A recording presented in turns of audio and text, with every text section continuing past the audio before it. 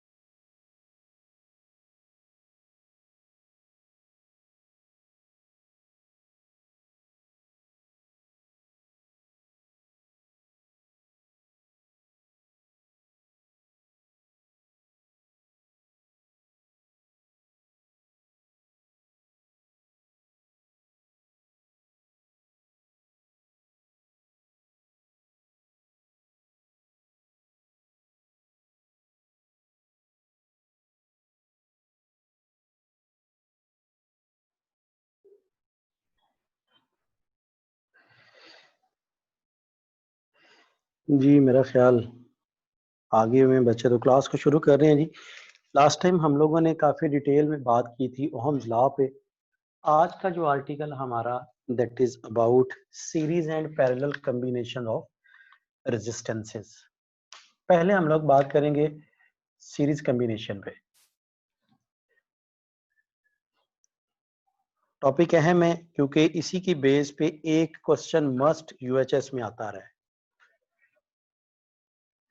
पहले बात करेंगे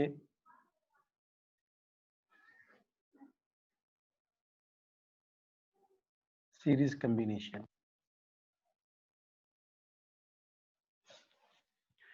अच्छा, जरा बड़े ध्यान से इस चीज को देखना है आप लोगों ने कि एक तो समझने, फिर इसके साथ साथ आपको कुछ इसके एमसीक्यूज आज सॉल्व करवाऊंगा, कुछ सर्किट सॉल्व करने की टेक्निक्स बताऊंगा। तो इसलिए जरा बड़े गौर से, अहम टॉपिक है।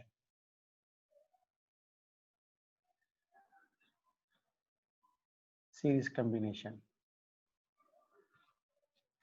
ठीक है। सीरीज कॉम्बिनेशन क्या होता है कि रेजिस्टेंसेस को इस तरह अटैच करना, इन रेजिस्टेंसेस को बोलते हैं and to and attachment.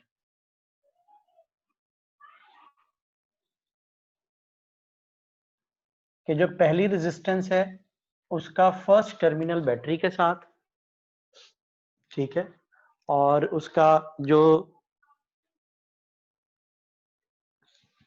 Second terminal हो वो सेकंड रेजिस्टेंस के फर्स्ट टर्मिनल के साथ,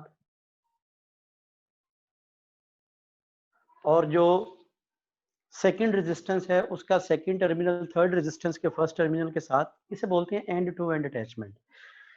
अब इसकी कुछ प्रॉपर्टीज हैं, ये मेरे पास पोटेंशियल वी अप्लाई किया हुआ है।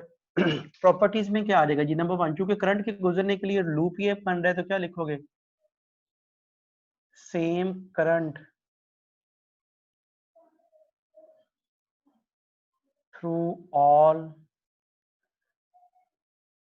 रेजिस्टेंसेस, यानी I1 बराबर होगा I2 के बराबर होगा I3, और ये इतना ही करंट होगा जितना बैटरी पैदा कर रही हो। Number 2, different potential difference across each resistance according to its value। Her resistance के क्रॉस रजिस्टर लिखोगे ज्यादा बेहतर है, अकॉर्डिंग टू इट्स रेजिस्टेंस।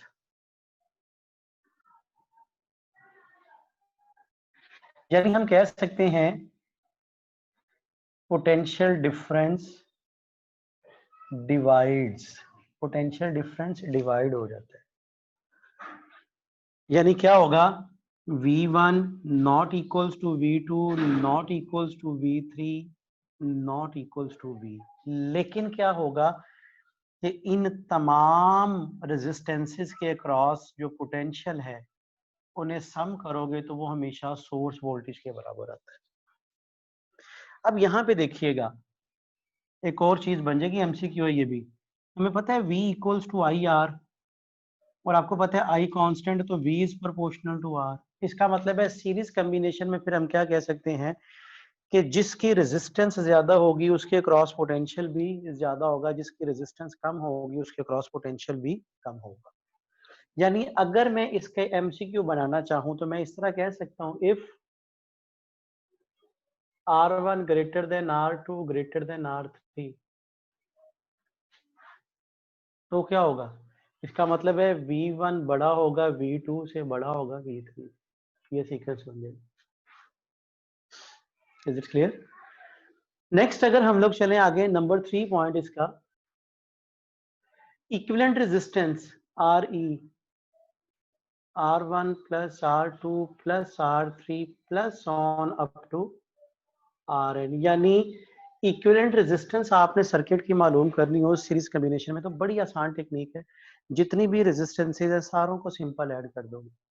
याद रखिएगा सीरीज कॉम्बिनेशन हमें बताता है कि जो इक्विवेलेंट रेजिस्टेंस आती है वो सर्किट में लगी हुई तमाम रेजिस्टेंसेज में जो सबसे बड़ी वैल्यू है उससे भी ज्यादा हो।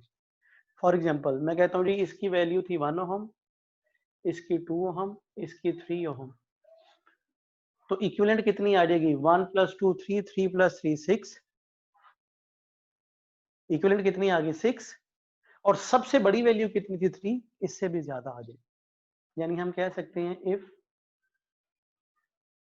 R1 greater than R2 greater than R3 greater than so on greater than Rn, सबसे बड़ी वैल्यू कौन सी आ रही है, R1, तो जो इक्विवेलेंट रेजिस्टेंस आएगी वो इससे भी बड़ी होगी सीरीज कॉम्बिनेशन। सही है? अच्छा ये तो आगे सीरीज कॉम्बिनेशन में जब वैल्यूज डिफरेंट हो। अब अगर क्या आ जाए, सेम वैल्यू रेजिस्टेंसेस सारी सेम वैल्यूज की हो जाए, ये भी आर ये भी आर ये भी आर एक जैसी हो जाए, तब क्या होगा, करंट तो पहले ही सेम रहना है,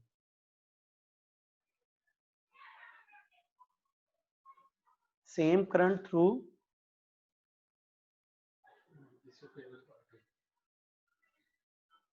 all resistances.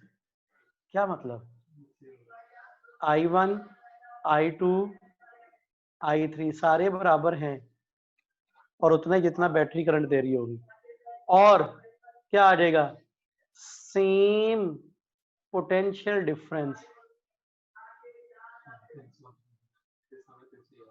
Across each resistor. Same potential difference से क्या मुराद, सेम पोटेंशियल डिफरेंस से मुराद ये कि potential difference divides equally. For example समझाने के लिए बता रहा हूं, तीनों रेजिस्टेंसेस सेम लगा दी, ये भी आर ये भी आर ये भी आर, आपने 12 वोल्ट की बैटरी लगा दी तो क्या होगा, 4 वोल्ट इसके क्रॉस आ जाएगा, 4 वोल्ट इसके क्रॉस आ जाएगा, 4 इसके क्रॉस आ जाएगा, इक्वली डिवाइड होगा, हो गया तो सेम ना। यानी क्या कह सकते हैं, V1 equals to V2 equals to V3 not equals to V। हाँ, V1 plus V2 plus V3 करोगे तो ये हमेशा V के बराबर है। ठीक है। और नंबर 3, अगर इक्विवेलेंट रेजिस्टेंस निकालनी हो तो सिंपल RE किसके बराबर आ जाएगा, R plus R, that will be N, that is for series combination। ठीक,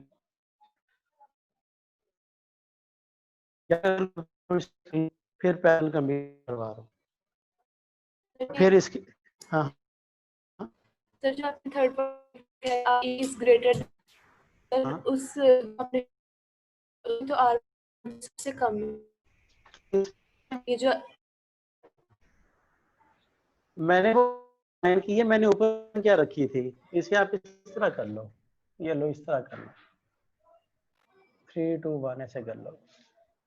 जी सर, ठीक है, मैंने कंडीशन ये रखी थी कि अगर ये बड़े हो तब, वो तो मैंने वैसे ही लिखा था, इसमें आ नहीं रहा था, R1 बड़ा हो R2 से, R2 बड़ा हो R3 से, तो जो इंडिविजुअल रेजिस्टेंस, इक्विवेलेंट रेजिस्टेंस आती है वो सर्किट में लगी हुई सबसे बड़ी वैल्यू के लिए क्या होती है, ज्यादा होगा। जी सही है जी, जी क्लियर हो गया, इसका स्क्रीनशॉट ले लीजिएगा जल्दी, ले लिया।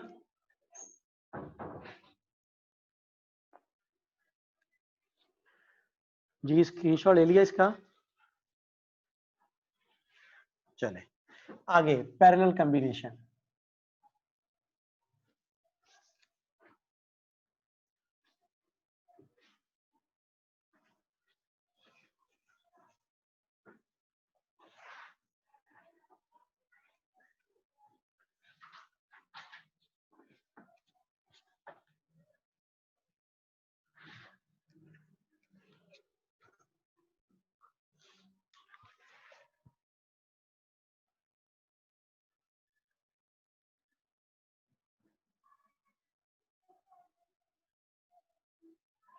अच्छा जी, पैरेलल कॉम्बिनेशन में हम लोगों ने क्या पढ़ा था, सीरीज में तो पढ़ा कि एंड टू एंड अटैचमेंट होती है, लेकिन पैरेलल में अटैचमेंट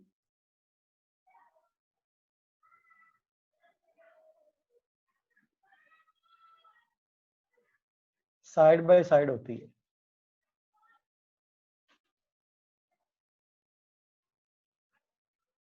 ठीक है, ये अटैचमेंट हो गई, R1 R2 R3, ये V लगाया हुआ है, तीनों रेजिस्टेंसेस का पहला टर्मिनल एक पॉइंट पे, दूसरा टर्मिनल एक पॉइंट पे, इसे बोलते हैं पैरेलल कॉम्बिनेशन। पैरेलल कॉम्बिनेशन में क्या होता है, number 1, same potential difference across each resistor, हर एक के क्रॉस पोटेंशियल डिफरेंस सेम, यानी V1 बराबर V2 बराबर V3, और ये उतना ही होता है जितना सोर्स होता है। ठीक है, नंबर 2, डिफरेंट, अब देखो ना, करंट के गुजरने के लिए मुख्तलिफ रास्ते बन गए, different current through each resistor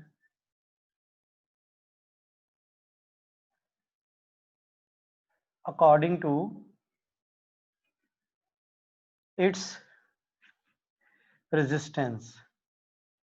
यानी हम क्या कह सकते हैं, करंट डिवाइड्स, करंट डिवाइड हो जाता है, यानी I1 not equals to I2 not equals to I3 not equals to I, हाँ लेकिन ये होगा I1 plus I2 plus I3 equals to I। अच्छा याद रखिएगा, अब हमें पता है I equals to V over R होता है ना, और आपको पता है V तो सेम है, तो I is inversely proportional to R। इसका क्या मतलब होगा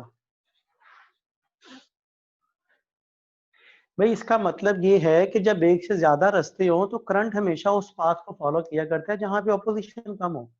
इसकी एग्जांपल बड़ी सिंपल सी मैं दिया करता हूँ कि अगर आपने किसी इलाके में जाना है, किसी शहर को क्रॉस करना है, तो शहर को क्रॉस करने के दो रास्ते होते हैं। एक तो वो रास्ता जो शहर के अंदर से गुजर रहा हो, और एक वो जो शहर के बाहर बाहर से हो, जिसे बाईपास बोलते हो। तो अगर आपने शहर को क्रॉस करना है तो आप हमेशा किसे फॉलो करते हो? वो जो बाईपास होता है। वजह क्योंकि वहां पे रेजिस्टेंस कम होती है। इसका मतलब है जिसकी रेजिस्टेंस कम, इन तीन रास्तों में से जिसकी रेजिस्टेंस कम उसमें करंट ज्यादा गुजरेगा, जिसकी रेजिस्टेंस ज्यादा उसमें करंट कम। यानी अगर मैं बात करूं, if R1 greater than R2 greater than R3, तो क्या होगा? I3 greater than I2 greater than I1। सबसे ज्यादा I3 होगा और सबसे कम I1 होगा। और अगर इक्विवेलेंट रेजिस्टेंस की बात की जाए तो पैरेलल कॉम्बिनेशन में equivalent resistance 1 over RE, 1 over R1, 1 over R2, 1 over R3 plus on up to 1 over RN। Series combination में हम लोगों ने पढ़ा था कि सर्किट में लगी हुई सबसे बड़ी वैल्यू से भी क्या होती थी? ज्यादा। यहाँ पे क्या होगा? सर्किट में लगी हुई सबसे छोटी वैल्यू से भी क्या होगी? कम होगी। यानी अगर मैं बात करूं, if R1 greater than R2 greater than R3 greater than R4 and so on greater than RN, तो सबसे छोटी वैल्यू कौन सी है? RN। तो जो इक्विवेलेंट रेजिस्टेंस आएगी वो सबसे छोटी वैल्यू से भी छोटी होगी। That is equivalent resistance. ठीक है। अच्छा, अब यहां से अगर बात की जाए, अगर आप गौर से देखिएगा, अगर मैं ले लूं same values resistances,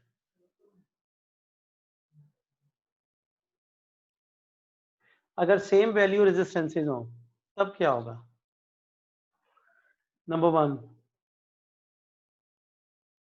same potential difference,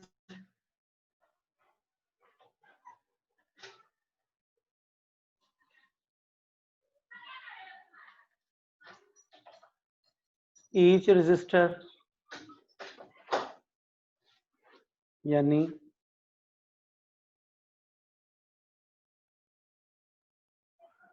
number two, same current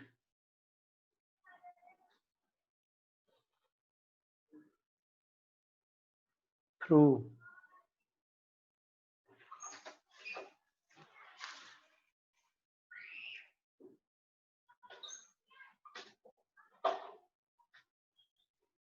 each resistor, यानी हम क्या कह सकते हैं?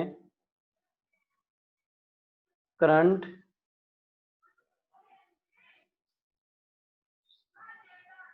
इक्वली, यानी I1 equals to I2 equals to I3 but not equals to I। हाँ, लेकिन क्या होगा? I1 plus I2 plus I3 equals to I। And number three, equivalent resistance 1 over RE, 1 over R plus 1 over R plus 1 over R plus on up to 1 over R, that is N over R, और RE equals to R over N। ठीक है जी।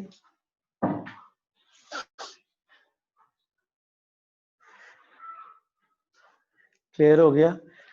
ये parallel combination है, इसका screenshot ले लो। अब कुछ questions करवा रहा हूं आप लोगों को सर्किट के सॉल्यूशन के हवाले से।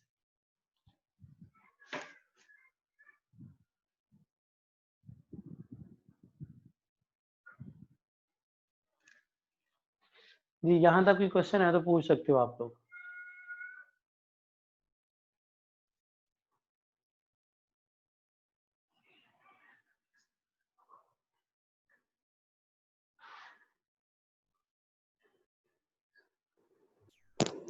फिर सेम करंट को कर दें, जो सेम वैल्यू रेजिस्टेंस थी ना उसमें सेम करंट कैसे है और सीरीज में डिफरेंट कैसे था? सीरीज का तो बता दिया था ना आपको, सीरीज में डिफरेंट नहीं था, सीरीज में तो पहले ही सेम था ना। इसमें करंट सेम कैसे होगा, अब जरा गौर से देखिएगा। चलो इसी पे देख लो, यहाँ पे बना देता हूं। फर्ज करो ये 3 रेजिस्टेंसेस,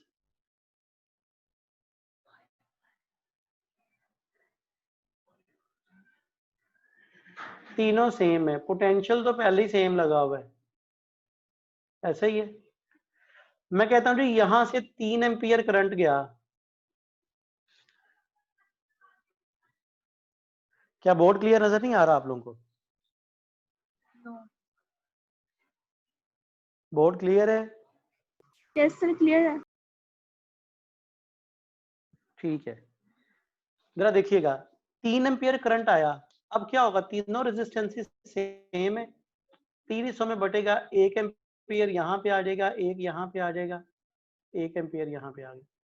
पोटेंशियल पहले ही सेम था, करंट भी इक्वली डिवाइड हो गया, तो मैं कह सकता हूँ इन तीनों में करंट सेम है। मैंने यही वर्ड लिखा था यहाँ पे, current divides equally, equally divide होगा। ठीक है, क्लियर हो गया?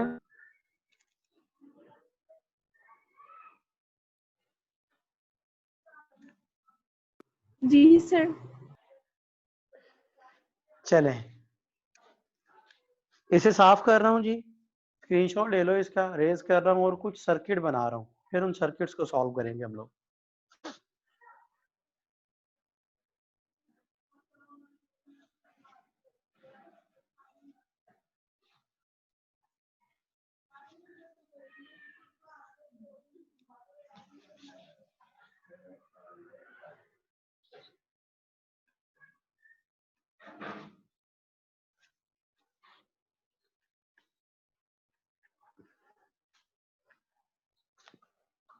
चलें जरा देखिएगा, फर्ज करो ये एक सर्किट बना हुआ है,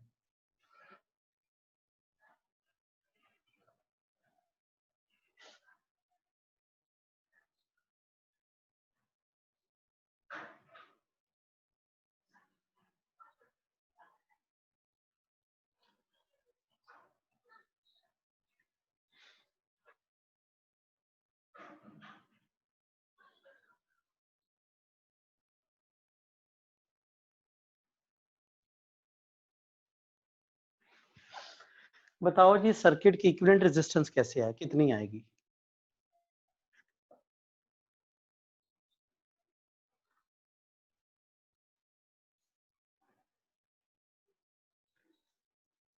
हाँ जी,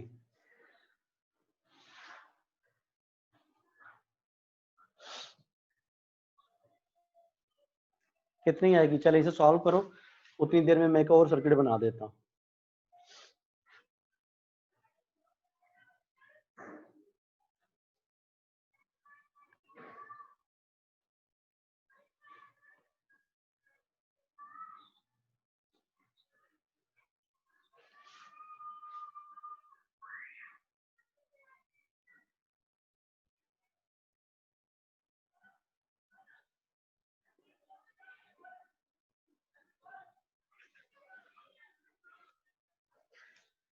जी ये हो गया, पहले वाला सॉल्व हो गया आप लोगों से?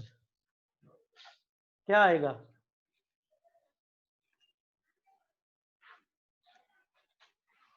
ऑप्शन ए लिख देते हैं 4R, ऑप्शन बी लिख देते हैं R/4, ऑप्शन सी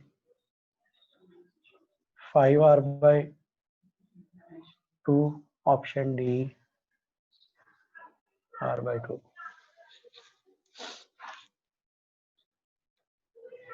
4R। बताओ जी क्या है? 4R 4R। कैसे? Charlie option sir. हाँ जी, कौन सी? चार्ली। चार्ली कैसे आएगी? सर पहले दो जो हैं वो पैरेलल में लगे हुए हैं, हाँ हाँ, गुड। उनकी इक्विवेलेंट आ जाएगी आर ओवर एन, हाँ, तो r/2 r/2 बन गए, r/2, गुड। और अगले दो ठीक है, उसके साथ सीरीज में आ जाएंगे। अगले दो उसके साथ सीरीज में लगे हुए हैं, गुड, शाबाश। देखो ये दोनों सीरीज में है, इसकी इक्विवेलेंट कितनी बन जाएगी? 2r। ये दोनों पैरेलल में लगे हुए हैं, इसकी इक्विवेलेंट कितनी बन जाएगी? r/2। अब ये और ये दोनों किस तरह होंगे? सीरीज में। तो भाई आधा r जमा 2r 2.5r होगा, 5r/2। समझ आ गई बात की? क्लियर हो गया? अगले वाला देखिएगा, इसमें जरा इक्विवेलेंट रेजिस्टेंस बताइएगा मुझे टर्मिनल ए और बी के क्रॉस।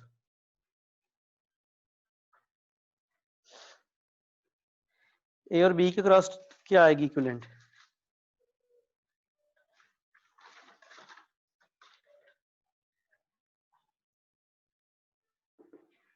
हाँ जी बोलो शाह जी, क्या आएगी? सर एक मिनट जरा। करो जरा, सॉल्व करो, फिर कुछ और सर्किट बनाने हैं मैंने।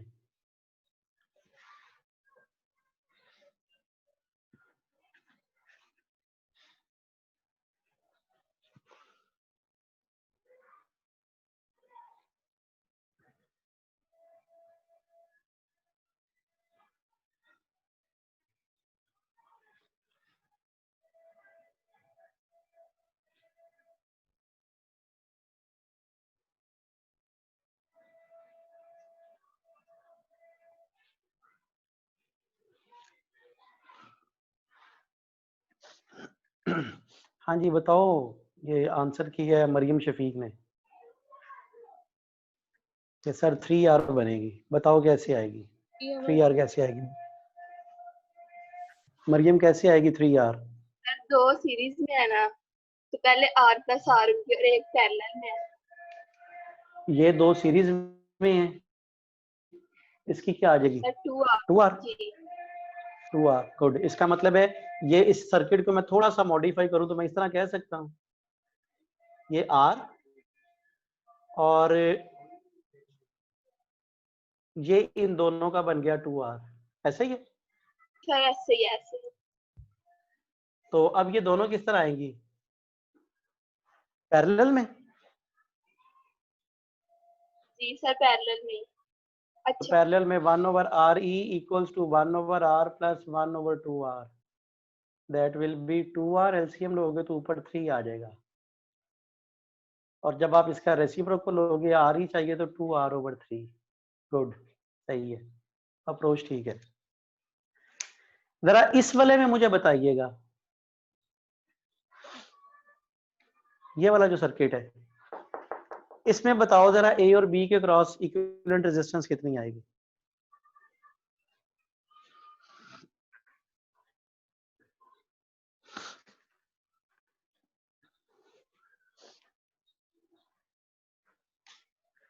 बताइएगा। 3r/4। कैसे?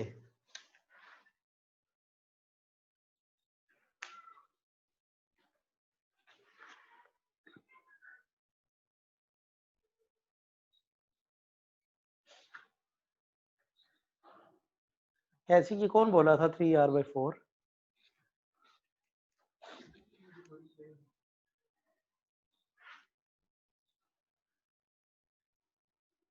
बोलो क्या आएगा, कोई जवाब तो दो।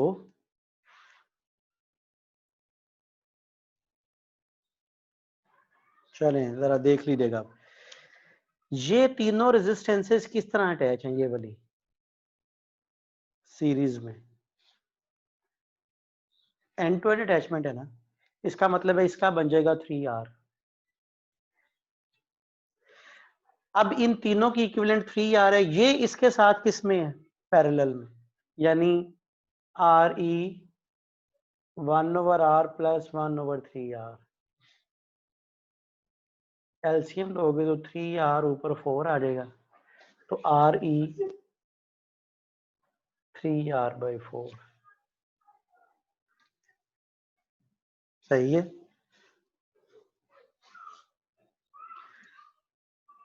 क्लियर हो गया? अब एक रूल देखिएगा, टेक्निक क्या बन गई। अब टेक्निक देखिएगा जी जरा, वो टेक्निक हमें क्या बताती है, जरा सारे ध्यान से सुन लीजिएगा। कि अगर सेम वैल्यू रेजिस्टेंसेस, अगर क्या हो, सेम वैल्यू रेजिस्टेंसेस मिलके कोई क्लोज डायग्राम बना रहे हो, अगर क्या हो, सेम वैल्यू रेजिस्टेंसेस मिलके कोई क्लोज डायग्राम बना रहे हो और उनके कोई से एडजेसेंट टर्मिनल्स, एडजेसेंट टर्मिनल समझते हो, जिस तरह ये ए और बी एडजेसेंट है, इसी तरह ये और ये भी एडजेसेंट है, ये और ये भी एडजेसेंट है, साथ साथ वाले। कहते हैं जब भी सेम वैल्यू रेजिस्टेंसेस मिलके कोई क्लोज डायग्राम बना रहे हो तो उनके एडजेसेंट टर्मिनल्स के अक्रॉस अगर आपने इक्विवेलेंट मालूम करनी हो तो बड़ी आसान टेक्निक क्या है, जितनी टोटल रेजिस्टेंसेस हैं वो बटे के नीचे लिख दोगे, उससे एक कम करके ऊपर लिख दिया करोगे। दोबारा सुनो, दोबारा सुनिएगा जरा गौर से, क्या बात कही मैंने, जब भी क्या हो, सेम वैल्यू रेजिस्टेंसेस मिलके कोई क्लोज डायग्राम बनाया करें तो उनकी इक्विवेलेंट मालूम करने की टेक्निक क्या है, और उनके एडजेसेंट टर्मिनल्स के क्रॉस आपने इक्विवेलेंट मालूम करनी हो तो बड़ी आसान टेक्निक क्या है, क्या कर दोगे, जितनी रेजिस्टेंसेस हैं वो बटे के नीचे आ जाएं, एक कम करके ऊपर लिख दोगे। पॉइंट क्लियर होगा?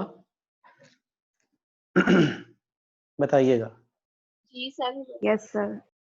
अब देखो यहां पे टोटल कितनी रेजिस्टेंसेस थी, 3, मिलके क्लोज बना रही हैं, किसी दो एडजेसेंट टर्मिनल के क्रॉस मालूम करनी थी तो मैंने क्या किया, टोटल रेजिस्टेंसेस बटे के नीचे लिख दी, उससे एक कम करके ऊपर लिख दी। यहां पे कितनी है,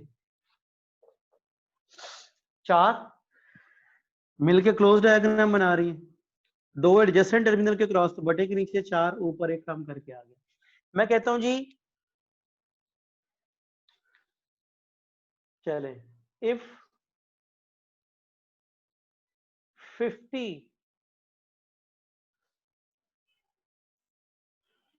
resistances of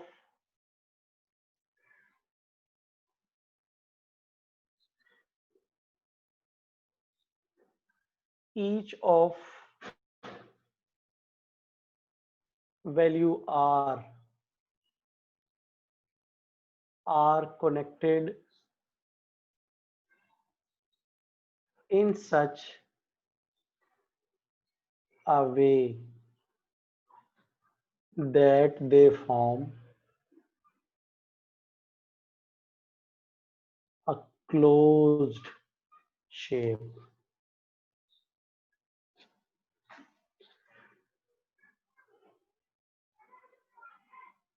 The equivalent resistance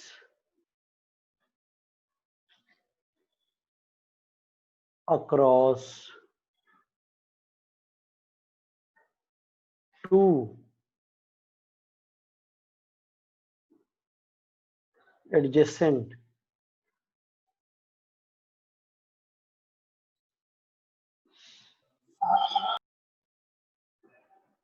terminals will be, हाँ जी क्या आएगी, कितनी बन जाएगी, 9/50। हाँ जी, क्या टेक्निक क्या बताई थी आपको, जितनी टोटल है वो नीचे आ जाएंगी और उससे एक कम कर दोगे, ऊपर लिख दोगे, that is the equivalent resistance. सही है। एक और एमसीक्यू लिखिएगा जी,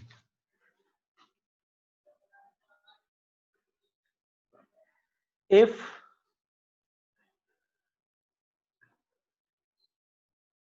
ten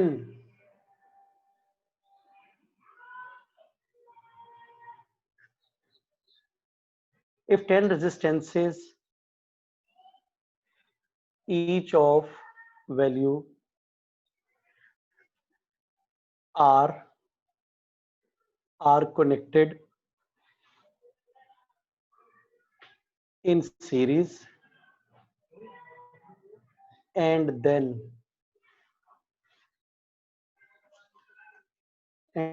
connected in parallel.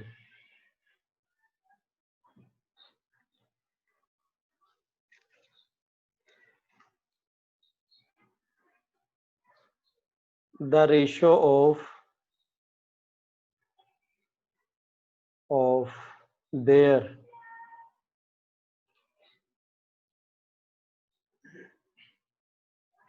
equivalent resistance will be, हाँ जी, option A 10, option B 100, option C 1/100, option D 1/10।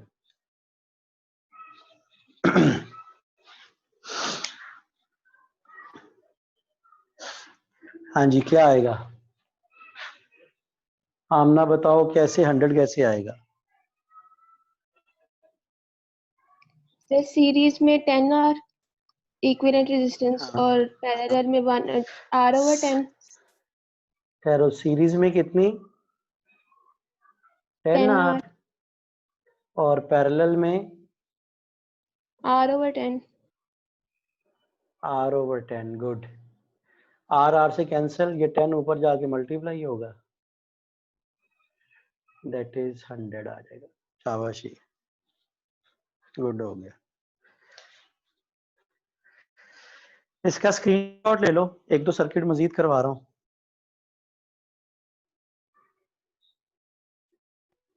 Sir board clear नहीं है।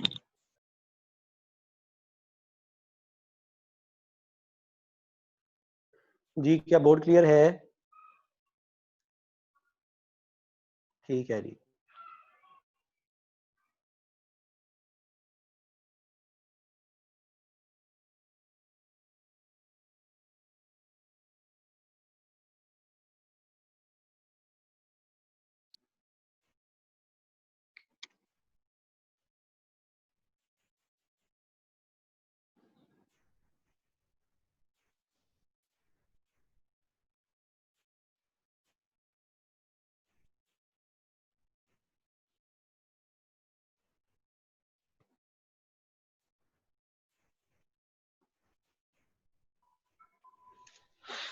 जी, क्लियर हो गया?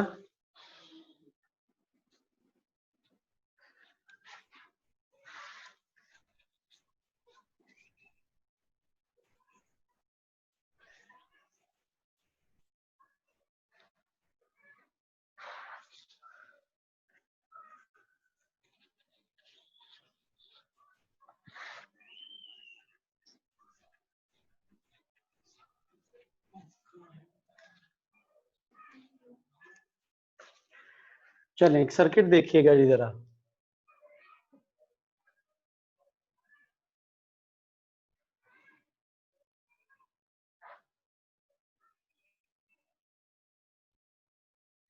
इस तरह का एक सर्किट बना हुआ है आपकी बुक में, ये यूएचएस का क्वेश्चन है।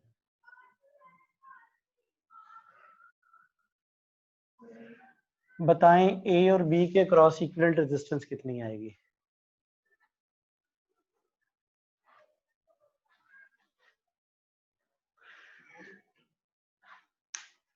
आप में से मुझे कोई बताएगा कि पैरेलल कॉम्बिनेशन में रेजिस्टेंसेस कब होती हैं? हम लोगों ने भी थोड़ी देर पहले पढ़ा, जब हर एक के क्रॉस पोटेंशियल डिफरेंस सेम हो तो पैरेलल कॉम्बिनेशन है। ऐसा ही है ना? अगर मैं इस चीज को साबित कर दूं कि इन तीनों के क्रॉस पोटेंशियल डिफरेंस सेम है, तो ये क्या होंगे? पैरेलल। इसे दो तरीकों से करके बता देता हूं आप लोगों को। फर्ज करो इसका पोटेंशियल है 10, समझा रहा हूं, जरा गौर कीजिएगा। इसका पोटेंशियल है 3, तो ए और बी के क्रॉस पोटेंशियल डिफरेंस कितना आ गया? ये 10 और ये 3 कितना आ गया जी? 7 आ गया। चलिए जरा देखिएगा इस पॉइंट पे पोटेंशियल कितना है? 10, ठीक है। इस पॉइंट पे पोटेंशियल कितना है? 3। अब ये वायर तो यहाँ पे अटैच है, इसका मतलब है यहाँ पे भी पोटेंशियल कितना होगा? 3। इसे R1 कह दो, इसे R2 कह दो, इसे R3 कह दो। अब यहाँ पे 10 है तो यहाँ पे भी कितना आ जाएगा? 10। अब जरा मुझे खुद ही बताओ R1 के क्रॉस कितना बन गया? कितना बन जाएगा? 7। R2 के क्रॉस कितना बन गया? 7 है। ये 10 और ये 3। R3 के क्रॉस कितना बन गया? ये 3 है, ये 10। इसका मतलब है तमाम रेजिस्टेंसेस के क्रॉस पोटेंशियल सेम नहीं हो गया। अगर तमाम के क्रॉस पोटेंशियल सेम है तो ये कौन सा कॉम्बिनेशन है? पैरेलल। एक टेक्निक तो ये है, दूसरी टेक्निक समझ लो इसे, जैसे आपको इजी लगे उस तरह कर लेना।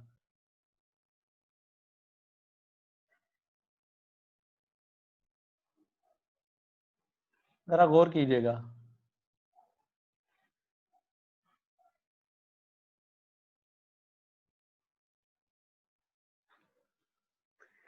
अब जरा देखो, इसका मतलब है ये वाला पॉइंट और ये वाला पॉइंट एक ही है दोनों। ये वाला पॉइंट और ये वाला पॉइंट ये दोनों एक है। मैंने क्या किया, इस रेजिस्टेंस को बेंड किया, ये तार छोटी करता गया। जब ये तार छोटी करता जाऊंगा तो ये आहिस्ता आहिस्ता इसके करीब आता जाएगा और इतनी कम कर दी कि ये पॉइंट इसके ऊपर मैच कर जाएगा। यानी ये R1 है, ये R2, R3। यहां पे मैंने लिखी क्या? R2। इसको मैंने घुमाया, ऐसे था ना, इससे मैंने इस पॉइंट को घुमाया और इसे घुमा के इस तरह बेंड किया, इसे घुमा के मैंने इसके साथ यहाँ पे जोड़ दिया, यानी कि ऐसे बन जाएगा।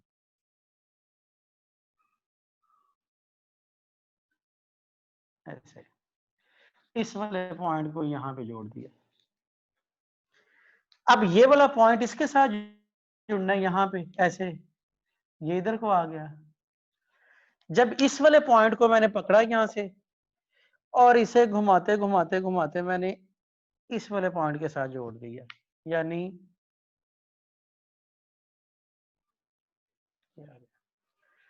ये R3 आ गई थी, ये R1 आ गई, ये इस तरह इसके साथ आगे जुड़ गया, ये इस तरह जाके जुड़ गया, तो तीनों किस तरह आ गई? Parallel combination.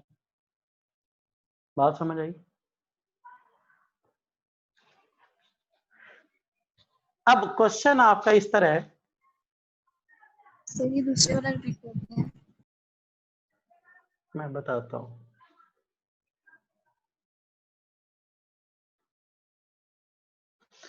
देखो मैंने ये कहा कि ये वाला पॉइंट ये वायर के साथ अटैच है ना, इसका मतलब है ये दोनों पॉइंट एक ही हैं। जब ये दोनों पॉइंट एक है तो फिर मैं इसे बेंड करके इसके साथ जोड़ सकता हूं। जब मैं इसे इसके साथ बेंड करके जोड़ूंगा, ऐसे घुमा के, तो इसका मतलब है मैं इसे यहां से पकड़ूंगा, ये डिस्टेंस कम करता जाऊंगा, कम करते करते मैं इसके साथ ऐसे जोड़ दूंगा इसे। जब इसके साथ इसे जोड़ूंगा ऐसे घुमा के, तो ये जुड़ गया ना इसके साथ यहाँ पे। और इस पॉइंट को मैंने जोड़ना है इसके साथ। जब इस पॉइंट को मैं इसके साथ जोड़ूंगा तो ये सिचुएशन ऐसे बन जाएगी, इसे कम करता जाऊंगा, ये ऐसे था, इसे घुमाते घुमाते घुमाते मैं इस तरह इसके साथ जोड़ दूंगा इस पॉइंट के साथ, यानी इसे बेंड किया और बेंड करके मैंने इसके साथ जोड़ दिया।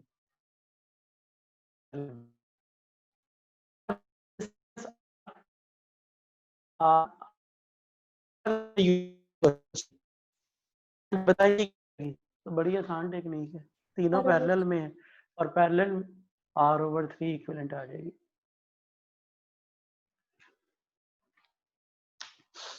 सही है, क्लियर हो गया?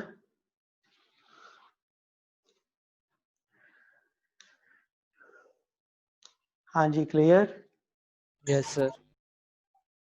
अच्छा, अब होगा इस तरह कि आप लोगों ने इस तरह करना है कि इस यूनिट में जितने भी सर्किट वाले क्वेश्चन दिए मैंने, इंक्लूडिंग यूएचएस क्वेश्चन, उन्हें आपने सॉल्व करना है।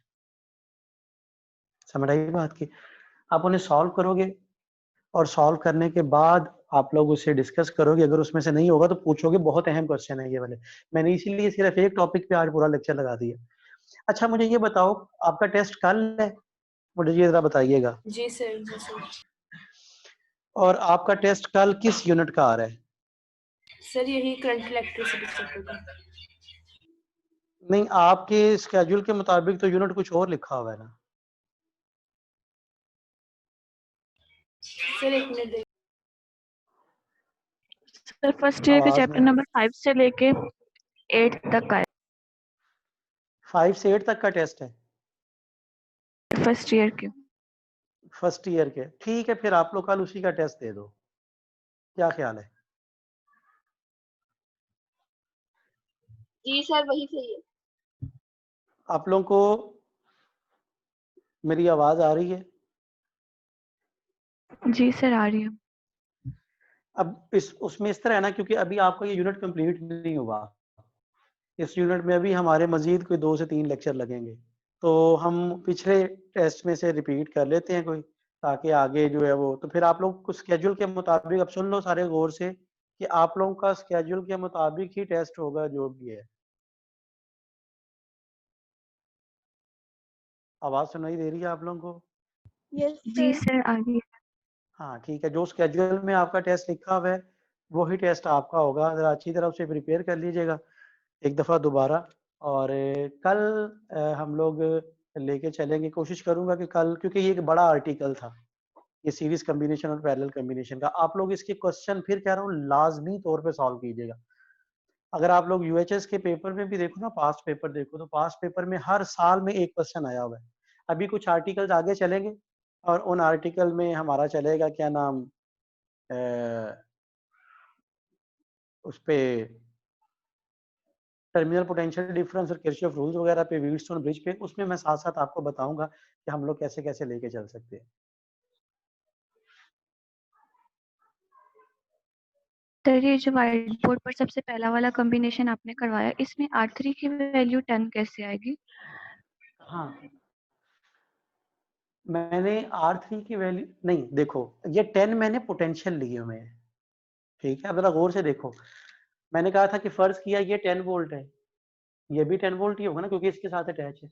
अब ये वाला पॉइंट और ये वाला पॉइंट, ये दोनों 10 वोल्ट है ना? इसका मतलब अगर ये 10 वोल्ट तो ये भी 10 वोल्ट। यहाँ पे देखो, अगर ये 3 वोल्ट है तो ये भी 3 वोल्ट, ये वाला पॉइंट भी 3 वोल्ट होगा। अब इन दो के क्रॉस पोटेंशियल डिफरेंस 7 वोल्ट, इन दो के क्रॉस कितना आ गया 7 वोल्ट, इन दो के क्रॉस कितना आ गया 7 वोल्ट। तो पोटेंशियल डिफरेंस अगर तीनों के क्रॉस सेम है तो इसका मतलब क्या है, इक्विवेलेंट रेजिस्टेंस भी क्या हुआ करती है, सेम हुआ करती है। अगर पोटेंशियल डिफरेंस सेम हो तो इसका मतलब है कि ये सर्किट पैरेलल कॉम्बिनेशन में। जी सर ठीक ठीक है। है, पॉइंट समझ आ गए जी? जी सर फिर कह क्लियर। रहा हूँ कि यूनिट यूनिट अहम है, इसके सर्किट वाले आप लोग लाजमी तौर पे अटेम्प्ट कीजिएगा। अभी मैंने कुछ सर्किट वाले क्वेश्चन छुड़वा दिए हैं, क्यों? क्योंकि वो जैसे जैसे टॉपिक चलेंगे आगे उन टॉपिक्स में आते जाएंगे, वो टॉपिक्स में करवाता जाऊंगा आप लोग, ठीक है। लाइक व्हीटस्टोन ब्रिज है, व्हीटस्टोन ब्रिज का सर्किट काफी अहम है, उसकी इक्विवेलेंट कैलकुलेट करने की टेक्निक काफी अहम है, तो वो जब व्हीटस्टोन ब्रिज पे चलेंगे तो फिर उसमें करवाऊंगा। यहाँ तक अगर कोई क्वेश्चन है आप लोगों का तो पूछ सकते हैं।